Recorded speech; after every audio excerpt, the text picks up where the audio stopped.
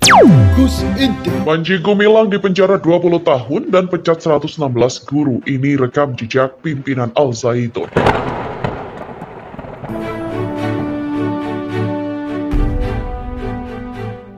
Nah, kalau dalam tindakan pidana itu menyangkut orang, menyangkut personal, ya, menyangkut figur, bukan institusinya. Dan karena ini hukum pidana, tidak boleh kita membiarkan, harus clear. Lalu yang soal administrasi itu adalah menyelamatkan pendidikan Al Zaitun itu.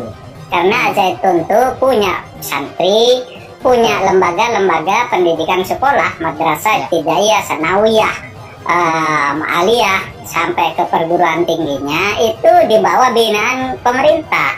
Jadi itu harus dievaluasi. Dan pengevaluasiannya itu kita tetap mengutamakan lembaga pendidikan ini selamat. Ya, yang bermasalahnya Panji Gumilang gitu. Bukan anak-anak yang bermasalah atau lembaga pendidikannya. Ini kontroversialnya kan ada pada Panji Gumilang gitu. Jadi tepat bahwa pemerintah hanya membidik Panji Gumilang. Biasanya mereka kalau sudah Panji Gumilangnya ditindak, itu yang lainnya pasti ketakutan gitu. Memang dia sudah siapkan yang namanya sosok MYR Agung Sedayu yang saya bilang agen Interpol itu di BIN, Badan Intelijen Negara, itu kelihatan yang akan jadi bumper atau sudah digadang-gadang ini yang akan menggantikan saya atau Imam Prawoto gitu. Jadi udah disiapkan itu. Pimpinan Pondok Pesantren Al Zaitun Panji Gumilang akan dipanggil oleh Bareskrim Polri. Pemanggilan itu akan dilakukan pada Senin pekan depan. Bareskrim memanggil Panji guna melakukan klarifikasi terhadap ponpesnya yang terus menuai polemik. Ternyata, sebelum kasus Panji Gumilang di Ponpes Al Zaitun menjadi viral, ia sudah pernah dipenjara karena kasus pemalsuan dokumen. Tak hanya itu, Panji Gumilang juga memecat 116 guru karena melaporkannya dengan dugaan melakukan korupsi dana BOS. Panji Gumilang juga ternyata bukan kali pertama berurusan dengan hukum. Deretan fakta Ponpes Al Zaitun. Sosok pimpinan Ponpes Al Zaitun, Panji Gumilang, pernah dibui akibat pemalsuan dokumen pada 2011. Panji tercatat pernah menjadi tersangka terkait kasus pemalsuan dokumen kepengurusan YPI. Ia kemudian dinyatakan bersalah dan melanggar pasal 266 Junto pasal 55 ayat 1 KUHP. Dalam sidang vonis yang berjalan pada 2012, Panji divonis bersalah dan dihukum 10 bulan penjara oleh Majelis Hakim Pengadilan Negeri Indramayu. Vonis itu jauh lebih rendah dari tuntutan JPU yang menuntutnya 2 tahun 6 bulan kurungan. Ia kemudian dijebloskan ke dalam penjara pada 2015 berdasarkan putusan kasasi dari Mahkamah Agung. Selain masuk penjara, Panji juga pernah melakukan kebijakan kontroversi di pesantrennya setelah memecat 116 guru pengajarnya. Setelah pemecatan itu, para guru tersebut bahkan tidak diizinkan lagi masuk ke kawasan pesantren, meski hanya untuk meminta klarifikasi. Diketahui para guru itu menduga bahwa Panji melakukan korupsi dana bantuan operasional sekolah atau BOS. Mereka pun melaporkan Panji ke beberapa pihak termasuk Ombudsman. Kepada Ombudsman, mereka juga melaporkan Panji atas dugaan tindakan maladministrasi yang dilakukan pihak pesantren. Terpisah, Ketua MUI Indramayu Kiai Haji M. Syatori angkat bicara soal kegaduhan yang terjadi di Ponpes Al Zaitun. Dirinya menegaskan ajaran di Ponpes Al Zaitun sangat menyimpang dari syariat Islam. Kiai M. Syatori pun menghimbau masyarakat untuk tidak ikut pendidikan di Ponpes Al Zaitun. Bahkan kata Kiai Haji M. Syatori, menurut ajaran di Ponpes Al Zaitun, ibadah haji tidak mesti ke Mekah dan Madinah, melainkan cukup hanya di Indonesia saja. Hal itu bahkan sampai viral di media sosial. Mereka bahkan menyamakan tanah Indonesia adalah tanah yang suci. Pernyataan Ketua MUI Indramayu merujuk sejumlah ajaran yang disampaikan oleh pimpinan Ponpes Al Zaitun Indramayu Panji Gumilang.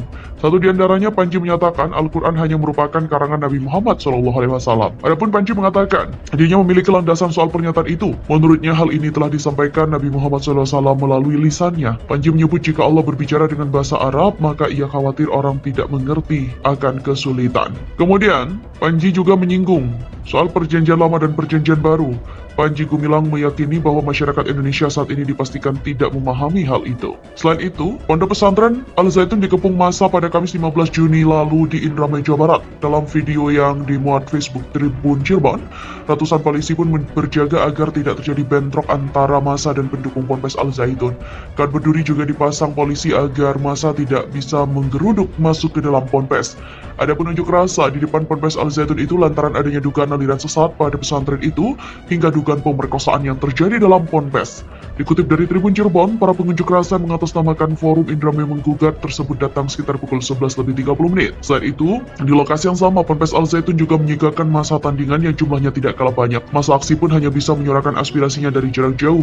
Koordinator aksi Jamal Wibisono mengatakan, ada 5 tuntutan yang ingin mereka sampaikan dalam aksi itu. Tuntutan pertama, masa mendesak agar pihak MUI Kemenak bisa mengusut tuntas adanya dugaan ajaran sesat di Ponpes Al Zaitun. Tuntutan kedua, soal adanya dugaan tindak pidana pemerkosaan yang dilakukan oleh pimpinan Ponpes Al Zaitun, Panji Gumilang. Korbannya diketahui adalah Kartini. Masa mendesak polisi segera mengungkapkan kebenaran soal dugaan tindak pidana tersebut kepada publik. Tuntutan ketiga, soal penguasaan lahan. Pihaknya menduga Ponpes Al Zaitun telah merampas tanah rakyat dan menguasai ribuan hektar yang tidak jelas izin peruntukannya. Tuntutan keempat, masa mendesak agar pembuatan dermaga khusus oleh Ponpes Al Zaitun di Kecamatan Kandang Haur dihentikan.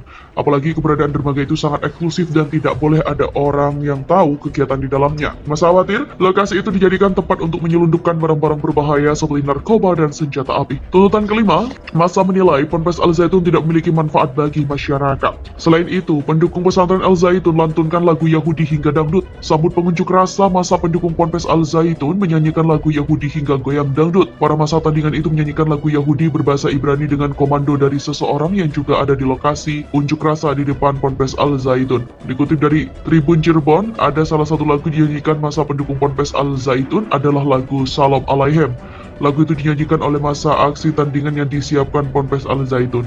Bahasa Ibrani diketahui juga merupakan bahasa yang kerap kali digunakan oleh orang-orang Yahudi. Dari pantauan masa tandingan yang disiapkan, Al Zaitun langsung bernyanyi bersama-sama. Selain lagu berbahasa Ibrani, masa aksi dari Ponpes Al Zaitun juga menyanyikan lagu-lagu nasional dan lagu dangdut untuk hiburan, menunggu masa dari forum Indramayu Menggugat. Sementara, menanggapi kontroversi Al Zaitun, Gubernur Jawa Barat Ridwan Kamil mengaku menunggu arahan Kementerian Agama dan juga MUI. Tak hanya itu, pertahankan safnya nyeleneh pada Salat Id 2023. Pondok pesantren Al Zaitun kembali menjadi sorotan setelah khutbah Panji Gumilang saat sholat Idul Adha 1444 Hijriah viral pada Kamis 29 Juni.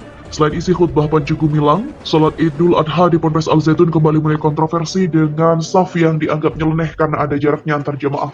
Saf pria dan wanita dibuat sejajar dengan kursi di samping jamaah masing-masing pada momen salat Idul Adha tahun ini. Dari unggahan di kanal YouTube, terlihat ada jarak dalam saf para jamaah di Masjid Rahmatan lil Alamin, Kompleks Ponpes Al Zaitun. Barisan wanita dan pria sejajar di depan mimbar, ada pula jarak antar para jamaah berkisar 1 meter.